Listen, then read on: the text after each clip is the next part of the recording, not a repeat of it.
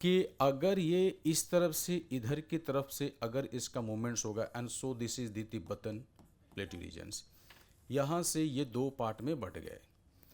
अब यहाँ से जब ये नीचे की तरफ आते हैं तो इसी वक्त में हमारे यहाँ पर कई बार जाड़े के मौसम में हमारे यहाँ पर वेस्टर्न डिस्टरबेंस के जैसा एक फिनोमेना डेवलप करता है। वेस्टर्न डिस्टरबेंस में जो विंड आ रही है, ये विंड किधर से आती है, तो ये विंड आती है हमारी, यानी कि इस जगह से ये जनरेट करता है, और यहाँ से ये विंड का मूवमेंट्स इधर की तरफ में होता रहता है, क्योंकि ये वेस्टर्ली जोन्स में आते हैं।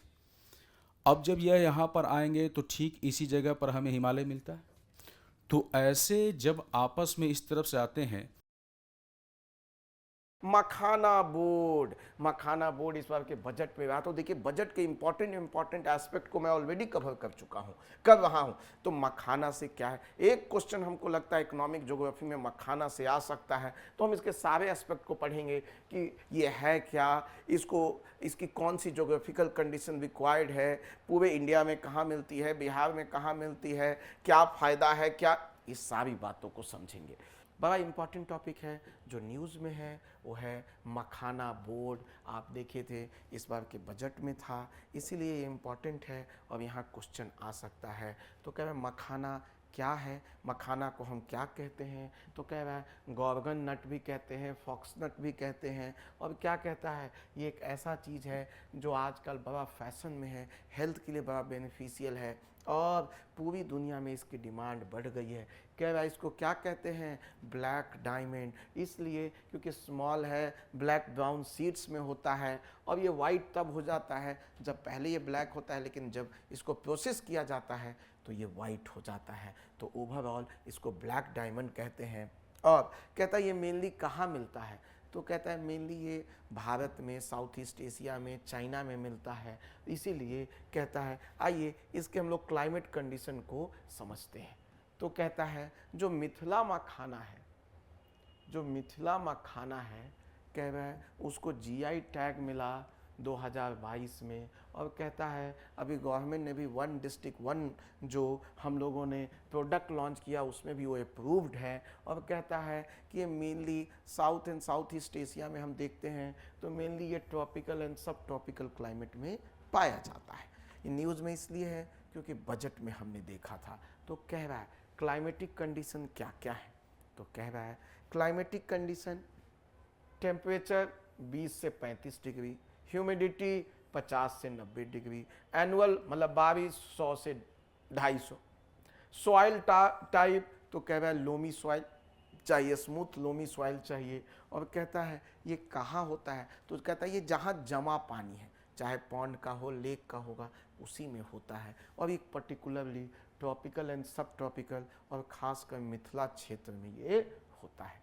तो कहता है मेजर प्रोडक्शन रीजन क्या क्या है, तो देखते हैं। तो कह रहा है यदि प्रेजेंट हम ग्लोबल मार्केट देखें तो 43.5 मिलियन डॉलर का ये पूरा बिजनेस 2023 तक था, लेकिन कह रहा है 2033 तक ये 100 मिलियन डॉलर का पूरा काम हो जाएगा, जो कि अगेन बड़ा नंबर है। कहता है इंडिया इसमें 80% प्रोड्यूसर है, पूरे दुनिया का 80% जो डिमांड है वो भारत उसको पूरा करता है। कहता है बिहार उसमें 90% मखाना का प्रोड्यूसर है, मतलब पूरी दुनिया का 72% मखाना कहाँ प्रोड्यूस होता है, बिहार में। ये बड़ी बात है। और बिहार में भी देखें तो दरभंगा में, मधुबनी, पूर्णिया, कटिहार, सहरसा, सुपौल, अररिया, इन सब में होता है। और कहता है इनमें भी देखें तो 80% बिहार में कहाँ से आता है, तो दरभंगा, मधुबनी, पूर्णिया एंड कटिहार, ये 4 डिस्ट्रिक्ट मिलके 80% ऑफ दुनिया, 80% ऑफ बिहार प्रोड्यूस करती है, जो कि अगेन बड़ा नंबर है। और बाकी स्टेट डिस्ट्रिक्ट मिलके 20% प्रोड्यूस करती है। ठीक है, तो ये बड़ा नंबर है। फिर कह रहा है और कौन कौन से स्टेट में होता है, तो कह रहा है बिहार में होता है, वेस्ट बंगाल, मणिपुर, लेकिन बिहार में 90% और बाकी सारे स्टेट मिला के 10%, तो वहाँ मतलब बहुत कंसिडरेबल नहीं है। कहता है और कहाँ होता है, तो नेपाल में, बांग्लादेश, चाइना, हमने ऑलरेडी बताया, साउथ ईस्ट एशिया और चाइना में होता है, जापान तक होता है। कहता है इसका फ़ायदा क्या है, मखाना का बेनिफिट क्या है? तो कहता है इसमें फाइबर कंटेंट बहुत होता है, मतलब खाएंगे तो आपके पेट के लिए, आपके डाइजेशन के लिए बहुत ही अच्छा है। ठीक है, इसमें क्या है, बहुत सारे ऐसी चीज़ें हैं जो आपकी बॉडी के लिए क्या है, बेनिफिशियल है। प्रोटीन में बहुत रिच है। ये क्या करता है? तो कहता है हाई बीपी को क्या करता है, और शुगर को कम करता है। फिर ये कहता है क्या है, तो कहता है जो जिन लोगों को देखते हैं जल्दी ही बूढ़े हो जाते हैं, कह रहा मखाना उनको बूढ़े होने से बचाता है। फिर कहता है उनका जो ये बाल काला जो है उजला हो रहा होता है उससे भी होने से बचाता है। जो झुर्रियाँ चेहरे पे पड़ने लगती हैं, बूढ़े दिखने लगते हैं, वो भी कम। तो आज से ही मखाना चालू कर दीजिए यदि आपको यंग रहना है तो। आइए आगे बढ़ते हैं। कहता है इसमें और क्या होता है, तो कहता है कैल्शियम कंटेंट बहुत हाई होता है। कहता है और क्या होता है, तो ये बोन्स एंड मसल्स के लिए बहुत अच्छे होते हैं। कहता है और क्या होता है, तो कहता है सोडियम इसमें बहुत कम होता है, और सोडियम पोटेशियम जबकि हाई होता है, जो कि ऑलवेज हमारी बॉडी के लिए और कार्डियक हेल्थ, मतलब हमको जल्दी हार्ट अटैक नहीं आएगा। फिर कहता है इसमें मैग्नीशियम, मैंगनीज, फॉस्फोरस सब होता है। ये ट्रेडिशनल मेडिसिन की तरह काम करता है, और पूरी दुनिया में इसको सुपर फूड के रूप में देखा जा रहा है। इसीलिए इसके बेनिफिट्स बहुत ज़्यादा हैं, और इसीलिए पूरी दुनिया में क्या हो रहा है, ये डिमांड में है। फिर कहता है क्योंकि इसमें चैलेंजेस क्या है, तो सबसे बड़ा चैलेंज है कि देखो ना, लेक, पॉन्ड, तालाब, ये सब तो खा पी जा रहे हैं, सबको भर दे रहे हैं, सब में क्या हो रहा है, इंक्रोचमेंट हो रहा है। तो बहुत कम ऐसे एरिया बचे हैं जहाँ इसको प्रोड्यूस किया, और जो एरिया भी हो बड़ा लेबर इंटेंसिव है, बड़ा ही रॉ काम है, बड़ा मेहनत वाला काम है। तो कह रहा है इसकी वजह से एक प्रॉब्लमेटिक है। कह रहा है दूसरा जो बिहार में सीड्स मिलता है बड़ा हाई यील्डिंग कम होता है। कह रहा है एक 1.7 से 1.9 टन पर हेक्टेयर निकलता है, जबकि हाई यील्डिंग वैरायटी से सीधे इसके डबल निकलता है। तो कहता है वो यूसेज नहीं हो रहा है, वो एक प्रॉब्लम है। कहता है दूसरा, यदि हमने बना भी लिया तो बिहार में फूड प्रोसेसिंग यूनिट क्या है, ना के बराबर है, जिसकी वजह से उसका हम बेनिफिट नहीं ले पा रहे हैं। बिहार में कोई कार्गो फैसिलिटी नहीं है, एयरपोर्ट भी बहुत कम है। तो कह रहा है इसको भेजने में भी क्या है, कॉस्ट लग जाता है, और एक्सपोर्ट करना भी महंगा हो जाता है। कहता है मिडिल मैन इतने ज़्यादा हो गए कि फार्मर को पैसा मिलता ही नहीं है, फार्मर को कोई फ़ायदा नहीं हो रहा है, और मिडिल मैन क्या उठा रहे हैं, फ़ायदा उठा रहे हैं। तो कह रहे हैं मखाना बोर्ड से क्या फ़ायदा होगा, जो हमने अभी रिसेंटली बजट में अनाउंस किया, तो कह रहा है उससे क्या फ़ायदा होगा।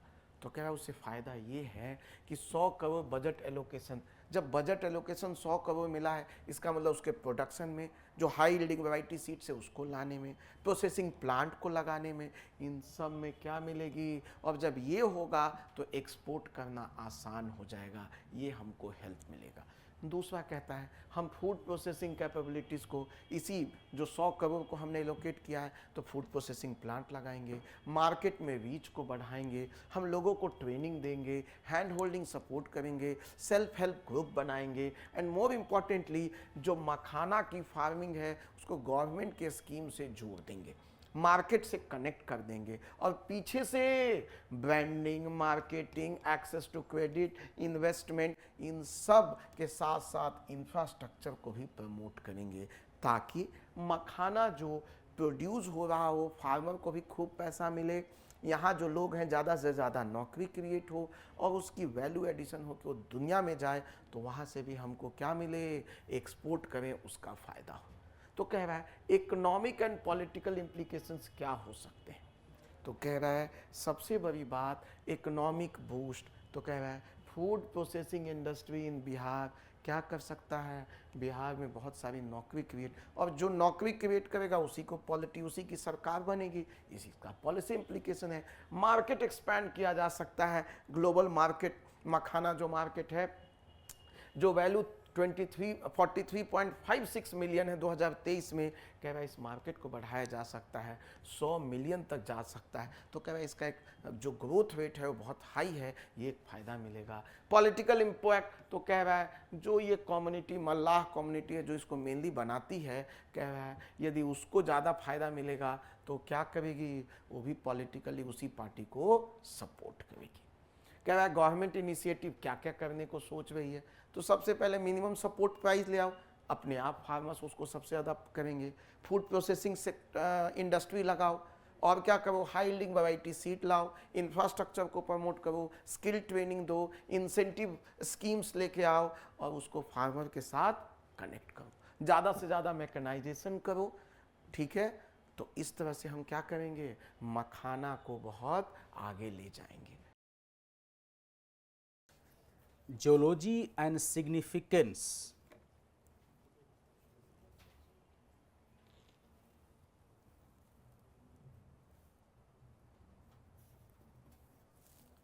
of the peninsular plateau.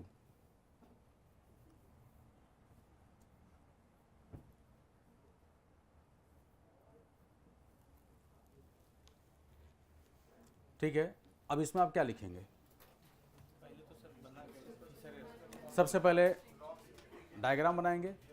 ठीक है, जियोलॉजी को इसको एक बार समझाएंगे कि ये क्या क्या है, नहीं है, और इसका सिग्निफिकेंस क्या है। ठीक है, कैलकेरियस डिपॉजिट्स हैं, यहां पर इन्हें एक नाम दिया जाता है which is known as the kankar. थोड़ा और अगर यहां पर वैसे रीजन्स जो कि सलाइन कह सकते हैं कि सॉइल के जैसे हैं, इन रीजन्स को हम लोग यहां पर एक नाम देते हैं which is term as a colour, और it is also term as a ऊसर। इसी जगह पर एक और रीजन्स हैं जो कि पूरे उठे हुए पार्ट हैं, जिसको कि हम लोग भूर के नाम से जानते हैं। तो ये जो पूरा का पूरा रीजन्स हैं, ये एक तरह का क्या है, तो ये बांगर रीजन्स, और बांगर रीजन्स के ये बेसिक क्या क्या इसके कुछ कुछ खास कैरेक्टर्स हैं। इसी तरह के बांगर रीजन्स हमें देखने को कहाँ मिलते हैं, तो वेस्ट बंगाल में भी देखने को मिलते हैं, और यहाँ पर ऐसे बांगर रीजन्स को हम क्या बोलते हैं, तो it is term as a बरिंद।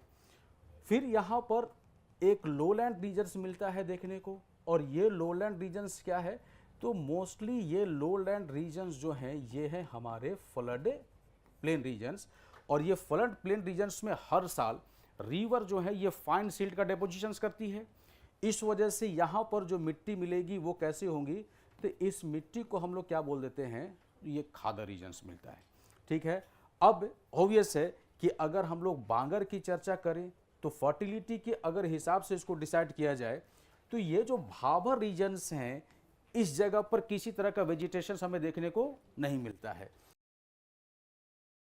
तो देखेंगे कि एनर्जी सेक्टर का प्रेजेंट स्टेटस क्या है, रिन्यूएबल सोर्सेस क्या हैं, रिन्यूएबल एनर्जी हमने क्या क्या अचीव किया, स्कीम्स क्या क्या हैं प्रमोट करने के लिए। ठीक है, न्यूक्लियर एनर्जी में क्या क्या हम लोगों को देखना है, उसके 3 स्टेजेस न्यूक्लियर प्रोग्राम क्या क्या हैं, न्यूक्लियर एनर्जी प्रोग्राम को एक्सपेंड करने के पीछे क्या रीजन है, फिर नॉन कन्वेंशनल सोर्सेस क्या हैं, और energy contribution by different sectors. ये भी एक क्वेश्चंस बन सकता है, अलग अलग सेक्टर कैसे कैसे एनर्जी को कंज्यूम करती है। तो इन सारी बातों को हम लोग समझते हैं। ठीक है, अब पहला आते हैं एनर्जी सेक्टर। तो कह रहा है भाई पहले इंडिया के एनर्जी सेक्टर को हमें समझना होगा कि इंडिया के एनर्जी सेक्टर की क्या क्या विशेषताएं हैं, क्या क्या कैरेक्टरिस्टिक्स हैं। तो सबसे पहले दिखता है कि इंडिया का जो एनर्जी सेक्टर है वो कौन डोमिनेट करता है, तो फॉसिल फ्यूल डोमिनेटेड है। फॉसिल फ्यूल डोमिनेटेड क्यों है, हम लोग आगे अभी देखेंगे। ठीक है, जब डेटा को देखेंगे तो हमको समझ में आएगा। तो कह रहा है फॉसिल फ्यूल डोमिनेंस, इसका मतलब क्या है, तो कह रहा है यहाँ से मैक्सिमम एनर्जी हमको कहाँ से देखते हुए मिलता है, तो फॉसिल फ्यूल से। आप एग्जाम्पल देखिएगा, कोल से सबसे ज़्यादा हम बिजली बनाते हैं। ठीक है, वो अभी आपको डेटा के रूप में दिखेगा। ठीक है, फिर आप देखते हैं गाड़ियाँ चलती हैं, वो भी एनर्जी पे चलती हैं, तो वहाँ पे भी आप क्या देखते हैं, पूरा का पूरा पेट्रोलियम से चलता है। ठीक है, तो कह रहा है कि अभी भारत अभी भी रिन्यूएबल एनर्जी डोमिनेटेड नहीं बना है, बट अभी भी क्या है, फॉसिल फ्यूल एनर्जी डोमिनेटेड है। और यही बड़ा कंसर्न है कि हमारे पास पॉल्यूशन भी बहुत ज़्यादा है। ठीक है, दूसरा कह रहा है रिन्यूएबल एनर्जी, बट धीरे धीरे धीरे धीरे धीरे धीरे धीरे धीरे हम लोग क्या कर रहे हैं, फॉसिल फ्यूल से रिन्यूएबल एनर्जी फ्यूल बेस्ड पे मूव कर रहे हैं। ठीक है, क्यों मूव कर रहे हैं, क्योंकि हमने देखा फॉसिल फ्यूल अपने पास है ही नहीं। पेट्रोलियम प्रोडक्ट्स है नहीं, तो हम क्या करते हैं, इंपोर्ट करते हैं। और इंपोर्ट करते हैं, इसका मतलब फॉरेक्स बाहर भेजते हैं। इसका मतलब फॉरेक्स भी जब डिप्लीट होता है, ठीक है, तो हम कहें उसको भी कम करना चाहते हैं। मतलब हम अपना पैसा बाहर दे रहे हैं, उससे अच्छा हम यहीं पे क्यों ना क्रिएट करें, हमारे उससे अच्छा नौकरी भी क्रिएट होगी, एम्प्लॉयमेंट भी क्रिएट होगा, और वो यहाँ कोई चीज़ बनेगा तो क्या होगा, उसका एक कहते हैं word domino effect. Domino effect का मतलब क्या है, उसका असर बाकी चीज़ों पे भी पड़ता है। अब यहाँ एक इंडस्ट्री खुली तो ऐसी बहुत सारी कोचिंग आ गई, तो एक का असर दूसरे पे, ठीक है, तो क्या होगा, इंडिजीनियस सेक्टर को बूम करने में हेल्प मिलेगा। आगे कह रहा है हमने फोकस किया फिर न्यूक्लियर एनर्जी पे भी। रिन्यूएबल एनर्जी ऐसा सक्सेस हमने देखा कि पहले फेज में 175 गीगावाट था, यहां भी हमने देखा काफी अचीव किया हमने। कंसीडरिंग इंडियाज कंडीशन हमने देखा, हमने 5 चीजों को लिया था, उसमें 2 का टारगेट हम एकदम मैच करा गए, टारगेट से ऊपर प्रोड्यूस किया, बाकी चीज में थोड़ा रह गए, लेकिन ओवरऑल कहेंगे कि जर्नी बहुत अच्छी रही। और नेक्स्ट टारगेट हम लोगों ने 500 गीगावाट 2030 तक का टारगेट ले लिया। सक्सेस हुई तभी तो हम आगे की ओर मूव किया।